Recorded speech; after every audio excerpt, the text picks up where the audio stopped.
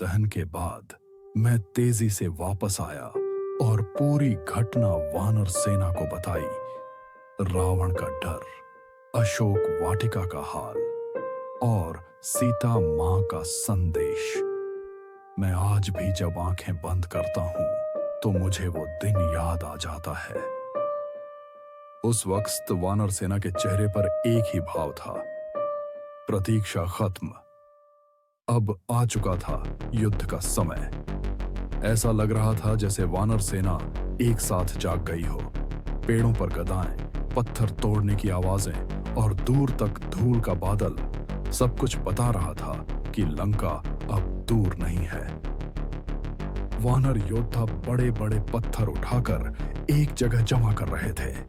हर तरफ उत्साह, घमासान की तैयारी और प्रभु राम के नाम के जयकारे लग रहे थे। प्रभु राम समुद्र के सामने खड़े थे। नीलम जैसी लहरें, गहरा शांत जल, पर दूसरी तरफ लंका तक पहुंचने का कोई रास्ता नहीं था। राम आंखें बंद करके विनम्र भाव से समुद्र देवता से प्रार्थना करते हैं कि वो समुद्र के बीच से लंका जाने का रास्ता बनाए। लंबे समय तक कोई जवाब नहीं आता। प्रार्थना समुद्र को हिला नहीं पा रही थी, पर पृथ्वी का धर्म अधर्म के सामने चुप नहीं रह सकता था। प्रभु राम ने अपना धनुष उठाया। लहरों में हलचल हुई, जैसे जल स्वयं भय से कांप उठा हो। तब समुद्र देवता प्रकाश की एक लंबी धार के, प्रभु क्षमा करिए, परंतु मुझे सुखद रास्ता बनने का वर दिया नहीं गया। पर आपकी वानर सेना में नल नील को वर है। उनके फेंके हुए पत्थर डूबेंगे नहीं। आप उनकी सहायता से मेरी सतह पर पुल बनाइए। राम उन दोनों की तरफ मुड़ते हैं।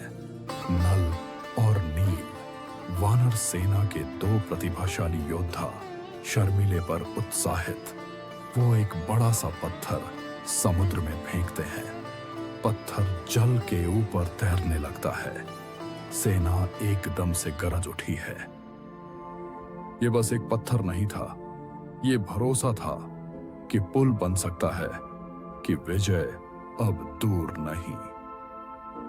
रावण के अहंकार का पतन शुरू हो चुका था।